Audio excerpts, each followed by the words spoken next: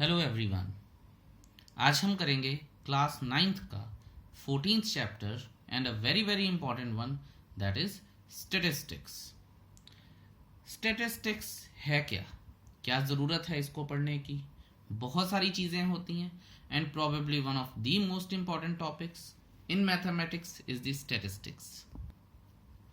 कुछ तो बहुत ही इंटरेस्टिंग बातें करेंगे, जैसे कि स्टैटिस्टिक्स जो वर्ड है, ये वर्ड आया है लैटिन वर्ड से, जो कि है स्टेटस, STATUS। ये लैटिन वर्ड है, ठीक है। और इसका मीनिंग होता है अ पॉलिटिकल स्टेट।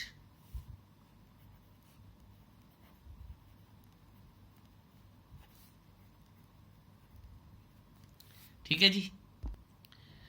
शुरू में जब स्टैटिस्टिक्स का यूज़ होना शुरू हुआ तो इसका काम क्या था, मतलब स्टैटिस्टिक्स को किस काम में लाया जाता था? इसको लाया जाता था कलेक्शन ऑफ डेटा कि डेटा तो आपको पता ही है, वैसे तो मैं बात करूंगा अभी डेटा के बारे में भी, तो कि डिफरेंट एस्पेक्ट्स ऑफ लाइफ किया जाता है जो कि यूज़फुल होते हैं लोगों की लाइवलीहुड्स के लिए, कि कितने लोग पैदा हुए, कितने लोग मर गए, कितने लोगों का लाइफस्टाइल कैसा है। ऐसी चीज़ों को जब हम कैलकुलेट करते हैं तो उस चीज़ के लिए शुरू में जब स्टैटिस्टिक्स का यूज़ होना शुरू हुआ तो उस काम के लिए स्टैटिस्टिक्स यूज़ होता था।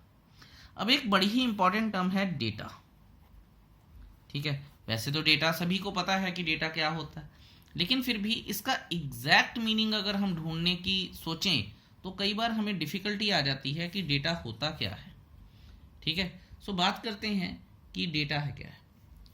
मैं आपको बता दूं कि डेटा जो है वो भी एक लैटिन वर्ड से डिराइव हुआ है,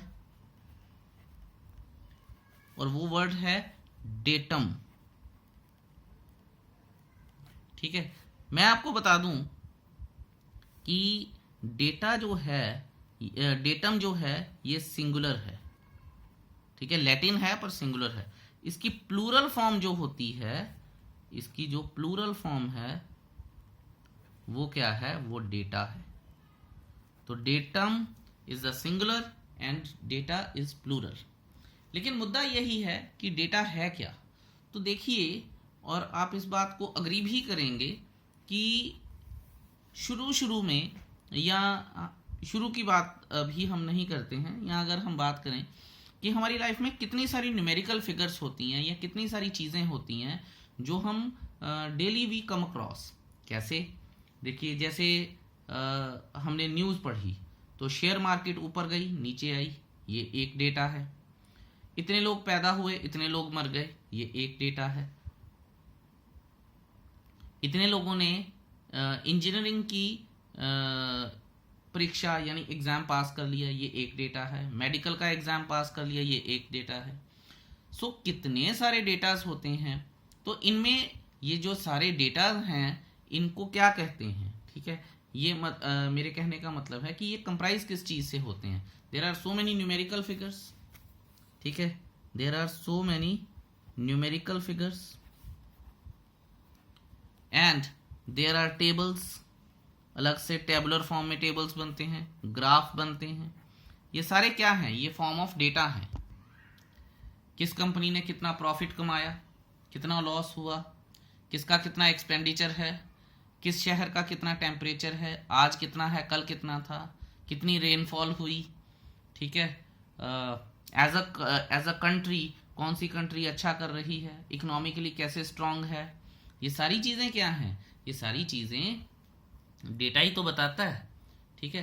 तो बहुत सारी चीज़ें बताई जाती हैं डेटा से। जैसे अगर मैं अपने बारे में बात करूं या नॉर्मल लाइफ के बारे में बात करूं तो वेट, हाइट, एज, ठीक है, मंथली सैलरी या मंथली वेजेस या मंथली इनकम, मंथली एक्सपेंडिचर, ये सब क्या है? ये सब कुछ डेटा ही तो है और कुछ भी नहीं है।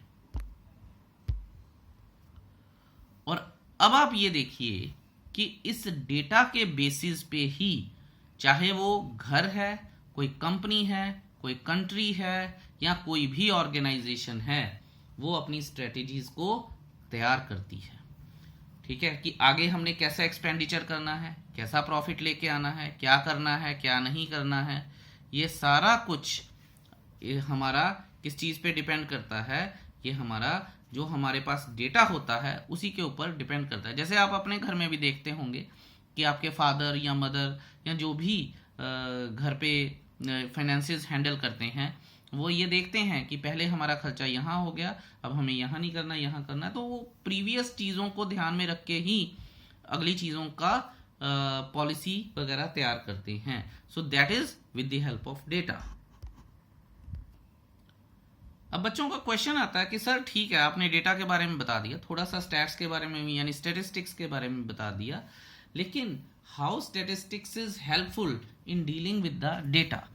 तो मैं उनको ये बोलता हूं कि स्टेटिस्टिक्स इज अ साइंस, ठीक है, which deals with the collection, presentation and interpretation of numerical data.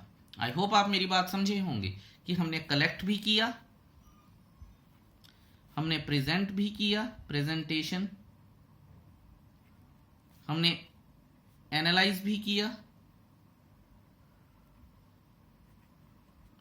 और हमने फिर उसको इंटरप्रेट भी किया। ठीक है, ये सारी चीजें जब हमने कर ली एक न्यूमेरिकल डेटा की, ठीक है, ऑफ अ न्यूमेरिकल डेटा, इसके बाद हम जो क्या करते हैं, हम पॉलिसीज फॉर्म करते हैं। अच्छा, अब मैं बात करता हूं आपसे कि स्टैटिस्टिक्स जो है इसे हम यूज करते हैं अपनी पॉलिसी मेकिंग के लिए फर्दर डेटा वगैरह को की हेल्प से। लेकिन देखिए स्टैटिस्टिक्स का यूज क्या है, अगर मैं बात करूं स्टैटिस्टिक्स, अगर मैं इसे सिंगुलर फॉर्म में बात करूं, सिंगुलर फॉर्म में बात करूं, और अगर मैं प्लूरल फॉर्म में बात करूं, तो सिंगुलर फॉर्म में अगर बात करूं तो स्टैटिस्टिक्स मींस अ सब्जेक्ट, ठीक है, और अगर प्लूरल फॉर्म में बात करूं तो इट मींस डेटा। ठीक है, जब हम डेटा की स्टडी करते हैं तो स्टैटिस्टिक्स प्लूरल हो जाता है, जब हम सब्जेक्ट एज अ सब्जेक्ट इसको पढ़ते हैं तो ये सिंगुलर बन जाता है। I hope that is clear to you. देखिए कई जगह ऐसा होता है कि हमें डेटा के बारे में, स्टैटिस्टिक्स के बारे में बताया नहीं जाता और हमें सिंपल क्वेश्चन करवाने बता दिए जाते हैं, लेकिन मैं ऐसा नहीं करूँगा। आपको पूरी नॉलेज होनी चाहिए कि क्या होता है, कैसे होता है, उसके बाद ही हम आगे चलेंगे तो बेहतर होगा और आपकी अंडरस्टैंडिंग भी अच्छी होगी। कुछ फंडामेंटल कैरेक्टरिस्टिक्स होते हैं डेटा के, जैसे मैं ज़्यादा डीप में तो नहीं जाऊंगा, लेकिन जैसे कंट्रीज़ अपनी पॉपुलेशन डेटा इकट्ठा करती हैं, एक्सपेंडिचर डेटा इकट्ठा करती हैं, लोगों की एक्सपेंडिचर कैपेसिटी, पेइंग पावर पे देखती हैं, तो ये सारी चीज़ें डेटा के ऊपर रिलेट करती हैं और डेटा के ऊपर ही रिलाय भी करती हैं। अब देखिएगा, डेटा दो तरह का होता है, एक होता है प्राइमरी डेटा और एक होता है सेकेंडरी डेटा।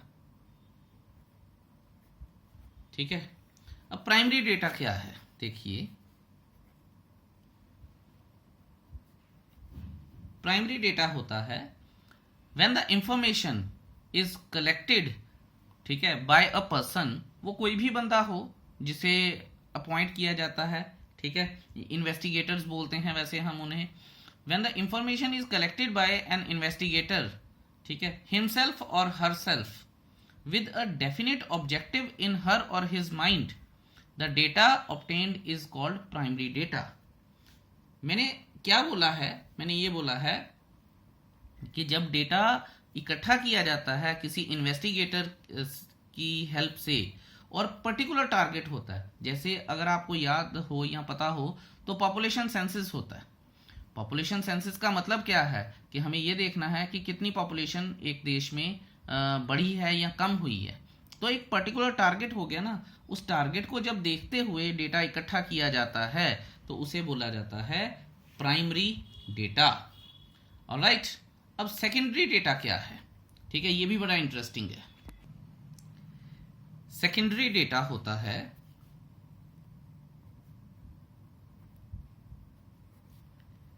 सेकेंडरी डेटा, देखिए क्या है कि when the information is gathered from a source which already had the information stored, the data obtained is called the secondary data. अब मतलब क्या है इसका कि किसी एजेंसी ने डेटा इकट्ठा कर लिया, उसका यूज नहीं अभी हुआ। अब मान लीजिए किसी और को उस डेटा की ज़रूरत पड़ी, तो उन्होंने प्राइमरी डेटा नहीं लिया, ये ऑलरेडी प्राइमरी डेटा इकट्ठा है किसी के पास। इन्होंने उस एजेंसी को अप्रोच किया कि भाई हमें अपना डेटा दे दो। उन्होंने इनको अपना डेटा दे दिया, चाहे इनसे पेमेंट ली या कुछ भी लिया, ठीक है। ये ऑलरेडी डेटा इनके पास था और इन्होंने इनसे मांगा, इन्होंने दिया, तो that is called the secondary data. जैसे मैं आपको एग्जाम्पल देता हूँ, ठीक है। एग्जाम्पल ये है कि लेट्स से कि पहले एक केस को पुलिस हैंडल कर रही है, ठीक है। फिर वो केस चला गया सीबीआई के पास। अब सीबीआई जाके पहले पुलिस के पास जाएगी और बोलेगी कि भैया हमें डेटा दे दो। पुलिस के पास जो डेटा होगा वो होगा प्राइमरी, ठीक है। उन्होंने इकट्ठा किया है किसी ऑब्जेक्टिव को ध्यान में रख के कि क्रिमिनल को पकड़ना है। उन्होंने जब वो डेटा सीबीआई को दे दिया तो वो डेटा क्या कहलाएगा? सेकेंडरी। समझ आइए आपको बात कि it is called the secondary data. Okay, that is the meaning of primary and secondary data. MCQs के लिए इंपॉर्टेंट है ये बात। अब हम चलते हैं आगे और एक चीज करते हैं जिसे कहते हैं हम raw data. What is the raw data? Raw data ये होता है, इसका मीनिंग जो है वो ये है कि अगर हम किसी डेटा को इकट्ठा करते हैं और उसमें कोई भी हम चेंजेस नहीं लेके आते। चेंजेस का मतलब कि मान लीजिए कि पॉपुलेशन सेंसस के लिए डेटा इकट्ठा हुआ, ठीक है। सो 10 लाख बंदे पैदा हो गए, 4 लाख बंदे मर गए, ठीक है। ऐसे मैं जस्ट आपको एक हाइपोथेटिकल एग्जांपल दे रहा हूँ, ठीक है। और इस स्टेट में इतने हुए इतने हुए इतने हुए, ना हमने इसको असेंडिंग ऑर्डर में लगाया ना डिसेंडिंग ऑर्डर में लगाया। तो जस्ट सिंपल एक डेटा होता है जब, तो उसे बोलते हैं रॉ डेटा। जैसा कि मैं अभी आपको बताऊंगा भी एक एग्जाम्पल के थ्रू, लेकिन उससे पहले मैं आपको एक टर्म के बारे में बात करना चाहता हूं आपसे, जिसे बोलते हैं हम रेंज। इंपॉर्टेंट टर्म है एग्जामिनेशन पॉइंट ऑफ व्यू से। रेंज क्या होती है? Range is the difference of the highest and lowest value of the data. Difference between highest and lowest value of the data, ठीक है। जो डेटा हमने इकट्ठा किया है, रॉ डेटा जो भी होगा, उसकी हाईएस्ट वैल्यू उठाइए, लोएस्ट वैल्यू उठाइए, जो डिफरेंस निकाल लीजिए, that is called the range of the data. आप एग्जाम्पल नंबर 1 निकालिए अपनी बुक में से, और पेज नंबर 240 है। अब देखिए उसमें उन्होंने एक टेबल दिया है, ठीक है। और वीडियो को पॉज कीजिए और एग्जाम्पल नंबर 1 निकालिए, ठीक है। अगर आपकी एग्जाम्पल नंबर 1 निकल गई है तो वीडियो को पॉज करके उसको पढ़िए। उन्होंने बोला है consider the marks obtained by 10 students in mathematics as given below: 55, 36, 95, 73, 60, 42, 25, 78, 75, 62। अब देखिए कोई भी ऑर्डर नहीं है। सो इसका मतलब क्या है? इसका मतलब है ये डेटा जो है हमारे पास रॉ डेटा है।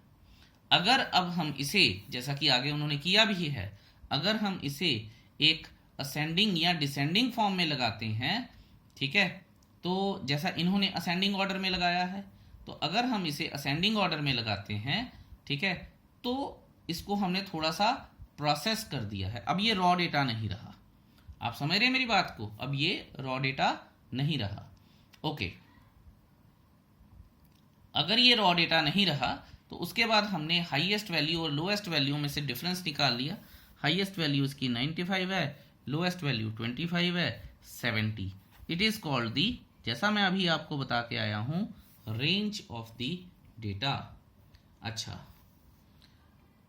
ध्यान से इस चीज को देखिएगा कि हमें जब असेंडिंग ऑर्डर या डिसेंडिंग ऑर्डर में डेटा को लगाना होता है तो कोई भी गलती नहीं होनी चाहिए। अब मैं आपके साथ कुछ ऐसी टर्म्स के बारे में बात करूंगा जो शायद एनसीईआरटी में नहीं दी गई हैं। तो पहली वो टर्म है कंटिन्यूअस वेरिएबल। ठीक है, क्या है जी? कंटिन्यूअस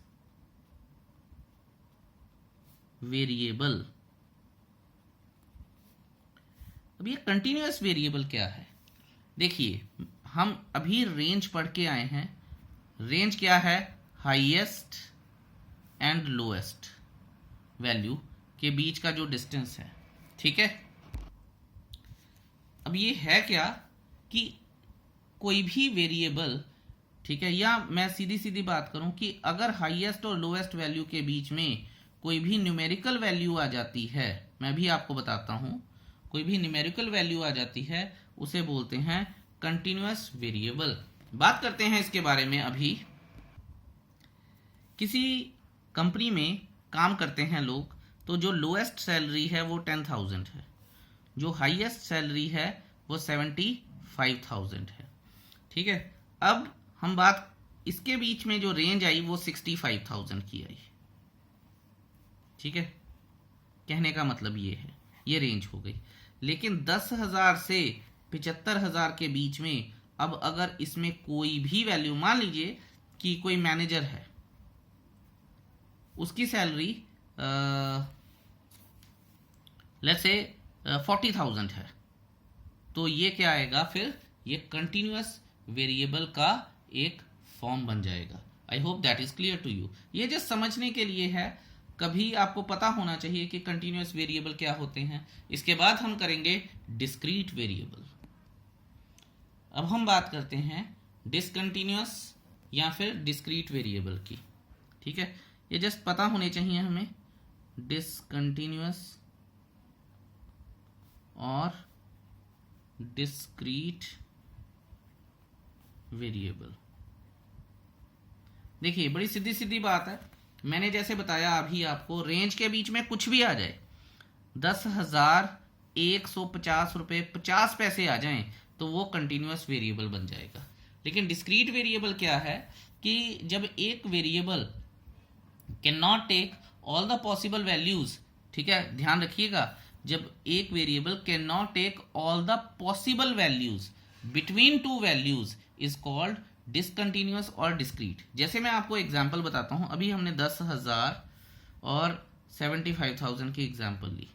ठीक है, अब ध्यान से सुनिएगा, मैं आपको ये एग्जांपल तो हमने अभी की। मान लीजिए एक फैमिली में, ठीक है,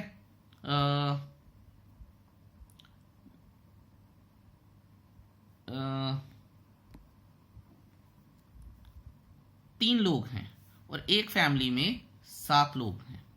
ठीक है, अब 3 लोग हैं, 7 लोग हैं, मैं ये थोड़ी बोल सकता हूं कि एक फैमिली में 4.5 लोग भी हैं, ये तो बोला ही नहीं जा सकता। इसका मतलब ये है कि ये जो वेरिएबल, ये जो 4.5 वेरिएबल जो भी जगह लेगा, इसे हम बोलेंगे डिस्क्रीट या डिसकंटिन्यूअस वेरिएबल।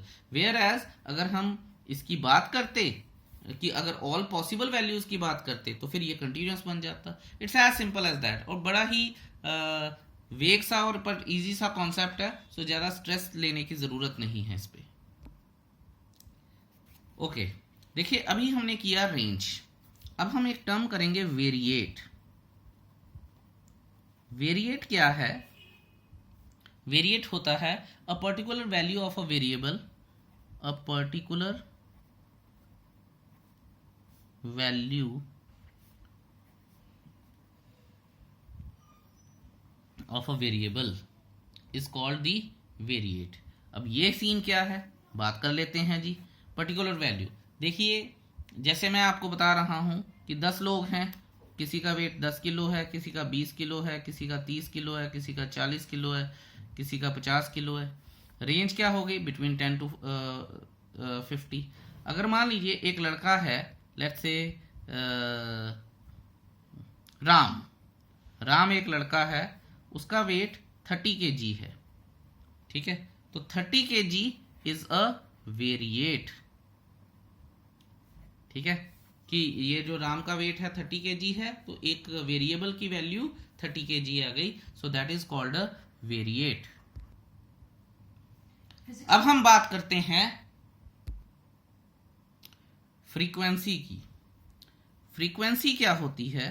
दो चीजें हैं, एक होती है फ्रीक्वेंसी और एक होती है फ्रीक्वेंसी डिस्ट्रीब्यूशन, और हमें दोनों को ही अच्छे से समझना है क्योंकि ये हमारे आगे जाके ग्राफ्स में वगैरह में काम आएंगी। तो फ्रीक्वेंसी की बात कर लेते हैं पहले। The number of times an observation occur is called the frequency. आपने जैसे 8th क्लास में 7th में आपने टेलीमार्क्स वगैरह किए होंगे और I am sure you must be able to recall it. Tally marks क्या थे कि अभी वैसे यहाँ पे भी एक एग्जाम्पल आएगी और हम उसके बारे में बात भी करेंगे कि ऐसे 1 2 3 4 5 6 7 8 9 10 ऐसे टेलीमार्क्स लगाते थे ना। तो वो कब लगाते थे कि जब एक ऑब्जर्वेशन बार बार रिपीट हो रही थी, ठीक है। So frequency is what? The number of times an observation occur is called its frequency. अब हम बात करते हैं नेक्स्ट जो है हमारा फ्रीक्वेंसी डिस्ट्रीब्यूशन, ठीक है, फ्रीक्वेंसी डिस्ट्रीब्यूशन। अब इसके बारे में बात करते हैं और देखते हैं कि फ्रीक्वेंसी डिस्ट्रीब्यूशन क्या है। एक एक चीज इसमें ध्यान से हम पढ़ेंगे और सीखते हैं कि क्या होता है। The tabular arrangement of data showing the frequency of each observation is called its frequency distribution। देखिए टेबुलर अरेंजमेंट क्या होता है? एक टेबल की फॉर्म में जब हम टेबल बना देते हैं, ऑब्जर्वेशन ये वो, टेलीमार्क्स ये वो, ठीक है, और हर एक फ्रीक्वेंसी जैसे अकर करती है तो उसे क्या बोला जाता है? फ्रीक्वेंसी डिस्ट्रीब्यूशन बोला जाता है उसे। I hope that is clear to you, ठीक है। सो दो चीजों में फर्क है, फिर भी अगर आपको कोई दिक्कत आती है तो मुझसे जरूर बात कीजिएगा और पूछिएगा। और ये मैं जितनी भी चीजें आपको बता रहा हूं आपने एक कॉपी पे और या नोटबुक पे अपनी इनको प्रॉपरली नोट करना है ताकि कोई भी चीज मिस ना हो जाए, ठीक है, क्योंकि पता नहीं है कि एमसीक्यूज में क्या आ जाए। सो एक टर्म आती है हमारे पास एरे, ठीक है, अरे नहीं है, एरे है। एरे क्या होता है? An arrangement of raw data in ascending और descending order of magnitude is called array. जैसे हमने अभी एग्जांपल की थी, ठीक है, एग्जांपल 1 उसको हमने असेंडिंग ऑर्डर में लगाया था, ठीक है। तो जब हम असेंडिंग ऑर्डर में अकॉर्डिंग टू देयर वैल्यूज किसी डेटा को अरेंज कर देते हैं that is called the array. Okay, आपको ध्यान में रखनी है ये चीज, सारी चीजें मैं बता रहा हूं आपको धीरे धीरे। चलिए अब आप अपनी अपनी बुक में एग्जाम्पल 2 निकालिए और देखिए फटाफट से थोड़ा सा इसका डेटा बना लेते हैं। 10 92 92 जिस तरह से मैं लिख रहा हूं एक्चुअल में डेटा को पढ़ना भी इसी तरह से चाहिए। 20 88 40 36 80 50 95 36 सॉरी 92 70 50 95 70 50 40 70 60, ठीक है। मैंने तो जगह कम होने के कारण थोड़ा स्पेस कम लिया है, आप थोड़ा प्रॉपरली लिख सकते हैं अगर आपको डेटा को लिखने की ज़रूरत हो। वैसे तो लिखा ही नहीं जाता, हम सीधा सॉल्यूशन ही करते हैं। 56 40 60 और 60 36 60 70 40 88, ये सारी चीज़ें हो गई। अब आप देखिए और आप समझ भी पाएंगे इस चीज़ को कि आपको याद होगा कि हमने फ्रीक्वेंसी की थी, एक चीज़ की थी हमने टेलीमार्क्स, ठीक है। अगर मान लीजिए टेलीमार्क्स नहीं करना हो और आप डेटा देखिए कि कितना ज़्यादा मुश्किल है। मान लीजिए कि मैं 70 को ही देखूं तो एक 70 ये है, एक ये है, एक ये है और एक ये है। 4 लोगों के 70 आए हैं, पर इतना अगर डेटा बड़ा हो तो इतना आसान नहीं है इसे ढूंढना। लेकिन मैं ये बोल सकता हूं कि the frequency of 70 marks is 4। आप देखिए जो मैं लाइन बोली है उसी से ही इसका मीनिंग क्लियर हो जाता है। The frequency of 70 marks is 4। तो जो 70 मार्क्स बार बार आ रहे हैं, कितनी बार आए? 4 बार आए, तो उनकी फ्रीक्वेंसी कितनी है? 4। ठीक है, अगर इस डेटा को आसानी से समझना है तो आपके नेक्स्ट पेज पे, पेज नंबर 241 में ब्लू बॉक्स में उन्होंने डेटा बना के दिया है। ठीक है, ये प्रॉपरली उन्होंने कर दिया अरेंज सारा। तो आप देखिए कि इस तरह से, लेकिन इस तरह से डेटा लिखना is very very difficult and cumbersome. ठीक है, इसे बोलते हैं एन अनग्रुप्ड फ्रीक्वेंसी डिस्ट्रीब्यूशन और simply a frequency distribution table. ठीक है, लेकिन मैं फिर भी आपको बोलूंगा कि जो टेलीमार्क्स होते हैं वो टेबल को बनाना आसान कर देते हैं। कैसे? मैं आपको बताता हूं। आप ये देखिए, एग्जाम्पल 3 में देखिए, हमें 100 ऑब्जर्वेशंस दी गई हैं। अगर आप ध्यान से देखेंगे तो हमें 100 ऑब्जर्वेशन दी गई हैं, अपनी बुक में देखिएगा। ठीक है, अब 100 ऑब्जर्वेशन में मैं मान लीजिए कि पूछता हूं कि जो प्लांट्स हैं, ठीक है, वो कब से कब के बीच में सरवाइव किए गए हैं। बता ही नहीं सकता कोई, कितना मुश्किल है। लेकिन अगर मैं टेलीमार्क्स यूज करूंगा तो बताया जा सकता है। ठीक है, तो इसीलिए मैं बता रहा हूं आपको कि to present such a large data, ठीक है, और इसे इजीली समझने के लिए हमें टेलीमार्क्स की जरूरत होती है। अब ध्यान से समझिएगा मैं क्या कह रहा हूं। ठीक है, तो हम क्या करते हैं, जो बड़ा डेटा होता है उसे छोटे छोटे पार्ट्स में डिवाइड कर लेते हैं। जैसे इन्होंने यहां पे किया है number of plants survived, number of plants survived, ध्यान से देखिएगा 20 to 29। अब ध्यान से देखिए, ये जो 20 to 29 है, ठीक है, these groupings are called classes. ये जो सारी ग्रुपिंग मैं बनाऊंगा यहां पे, इनको बोला जाता है क्लासेस। समझ गए आप बात को? बिल्कुल समझ गए। और या तो क्लासेस बोला जाता है या फिर क्या बोला जाता है, क्लास इंटरवल्स। और नॉर्मली हम क्लास इंटरवल्स का यूज करते हैं। ठीक है, अब आप ये देखिए कि इनके बीच में ये जो डिफरेंस होता है, मैं आपको सारी बातें बताऊंगा, लेकिन अभी 20 to 29, ठीक है, इनके बीच में जो डिफरेंस है उसे बोलते हैं क्लास साइज और क्लास विड्थ। ठीक है, जो इनका साइज है। तो ध्यान रखिएगा, अभी मैं आपको बता रहा हूं कि अगर 20 to 29 है, दूसरा है 30 to 39, तो ये क्या है, ये एक डिसकंटिन्यूअस क्लास इंटरवल है, क्योंकि ये दोनों मैच नहीं करते हैं।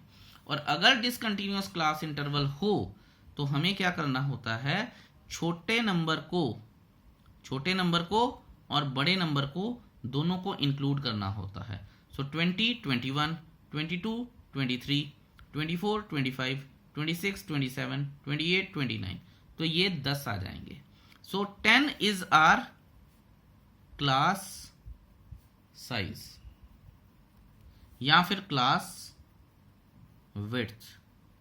ठीक है, अभी बच्चे पूछ लेते हैं सर अगर कंटिन्यूअस होता तो क्या होता, वो भी बताया जाएगा पर धीरे धीरे। ठीक है, ये चीज एक हो गई।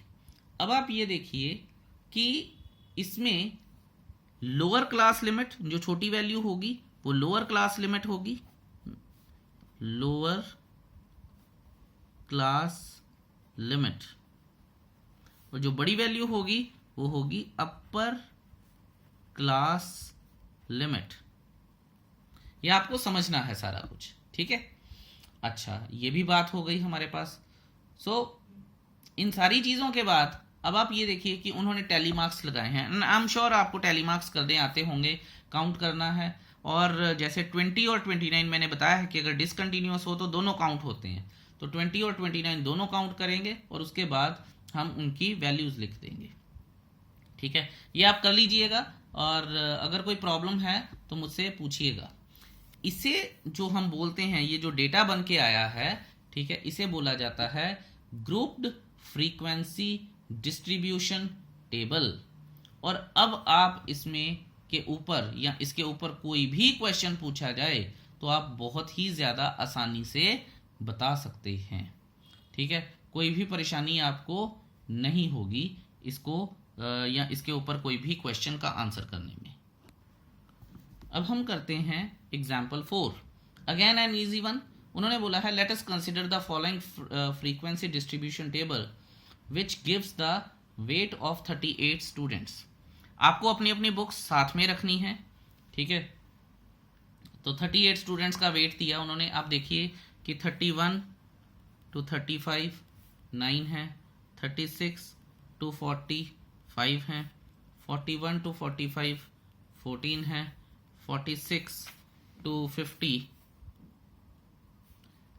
3 है, 51 to 55 1 है, 56 to 60 61 to 65 66 to 70 and 71 to 75 1 2 2 1 1 और टोटल 38 हो गए।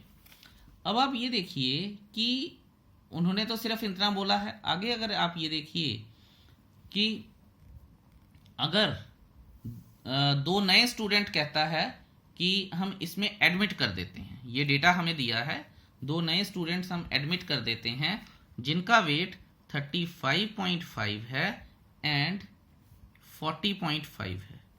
ठीक है, अब आप ये देखिए कि इसमें 31 और 35 तो ले रहा था मैं, 36 और 40 तो ले रहा था, 35.5 तो ले ही नहीं रहा था। वो बच्चे कहाँ जाएंगे? तो क्वेश्चन तो राइट है। ठीक है, हम कर ही नहीं सकते किसमें, इसमें ऐड नहीं कर सकता, इसमें ऐड नहीं कर सकता। ठीक है, तो फिर किसमें करेंगे? तो ये एक इस तरह के इशू को दूर करने के लिए, ठीक है, जो ये गैप्स हैं इन्हें फिल किया जाता है। इन गैप्स को फिल करने के लिए हम निकालते हैं एडजस्टमेंट फैक्टर। ठीक है, एडजस्टमेंट फैक्टर क्या होता है? अब आप ये देखिए कि हर कंसेक्यूटिव क्लास इंटरवल में 1 1 1 1 1 डिफरेंस है। तो हम क्या करेंगे कि 1 डिवाइडेड बाय 2, क्योंकि कोई भी दो क्लास इंटरवल्स देख लीजिए उनमें 1 का डिफरेंस है, तो 1 डिवाइडेड बाय 2 तो 0.5 आ गया। अब आप ये देखिए, मैं यहीं पे आपको टेबल बना के बताता हूँ। हम क्या करेंगे, जो लोअर क्लास इंटरवल है उसमें से 0.5 सब्ट्रैक्ट कर देंगे। 0.5, ठीक है, किसमें से? लोअर क्लास इंटरवल में से सब्ट्रैक्ट कर देंगे। मैं लिखता हूं सब्ट्रैक्ट, और ऐड किस में करेंगे? अपर क्लास इंटरवल में। ठीक है, 0.5 कैसे? अब देखिए 30 में से 0.5 माइनस करूंगा 31 में से, तो 30.5 टू 35.5, फिर इसमें से माइनस करूंगा तो 35.5 टू 40.5, और फिर 40.5 to 45.5, 45.5 to 50.5, 50.5 to 55.5, 55.5 to 60.5, 60.5 to 66.5, 65.5 sorry, 65.5 to 70.5 and 75.5 to 80.5। So अब आप ये देखिए कि डेटा कंटिन्यूअस बन गया है। आप किसी में कुछ भी ऐड कर दीजिए, अब आपको पता चल जाएगा। सो एडजस्टमेंट फैक्टर की हेल्प से, ये एडजस्टमेंट फैक्टर टर्मिनोलॉजी एनसीईआरटी में नहीं दी गई है, तो आप थोड़ा ध्यान से देखिएगा। ठीक है, और क्लास जो इनकी फ्रीक्वेंसी है वो सेम बन जाएगी। ठीक है, सो अब अगर हमें ये चीज़ें ऐड करनी है 35.5, अब ध्यान से सुनिएगा कि अब बच्चे पूछते हैं कि सर 35.5 तो यहाँ पे भी है और यहाँ पे भी है, तो कहाँ ऐड करेंगे? देखिए बच्चों, जो डेटा हम जब कंसीडर करते हैं तो 30 to 35.5 जो अपर लिमिट है उस नंबर को कंसीडर नहीं किया जाता, सिर्फ लोअर लिमिट वाले नंबर को कंसीडर किया जाता है। कहने का मतलब ये है कि ये डेटा 30.5 से चलता है और 35.5 से लेस तक चलेगा। ठीक है, 35.5 यहाँ से कंसीडर होना शुरू होगा और 40.5 से लेस तक चलेगा। ये चीज़ है सारी, समझ आया आपको? तो इस तरह से हमने इसको कंटिन्यूअस बना लिया है, और अब कंटिन्यूअस बना लिया है तो अब आप ये देखिए कि नया जो डेटा बनेगा 35.5 फिर किस में ऐड होगा, इसमें तो 9 ही रहेंगे। जैसा मैंने बताया कि 35.5 इसमें आ नहीं सकता, इसमें आ जाएगा। अब इसमें 40.5 आएगा, नहीं आएगा क्योंकि अपर में है, तो इसमें 5 की जगह 6 आ जाएंगे। 40.5 इसमें आएगा तो 14 की जगह 15 आ जाएंगे, और बाकी एज इट इज रहेगा 31221 और टोटल आ जाएगा हमारे पास 40। ये इस तरह से चलता है सिस्टम सारा। I hope that is clear to you. कोई भी दिक्कत हो तो मुझसे जरूर बात कीजिएगा। Exercise 7.1 is your homework. It's a very very easy exercise, बस इसको ध्यान से करना है। चलिए मैं इस वीडियो को यहीं क्लोज करता हूं। Thank you so much for watching this video so patiently. Have a beautiful day ahead. Bye bye.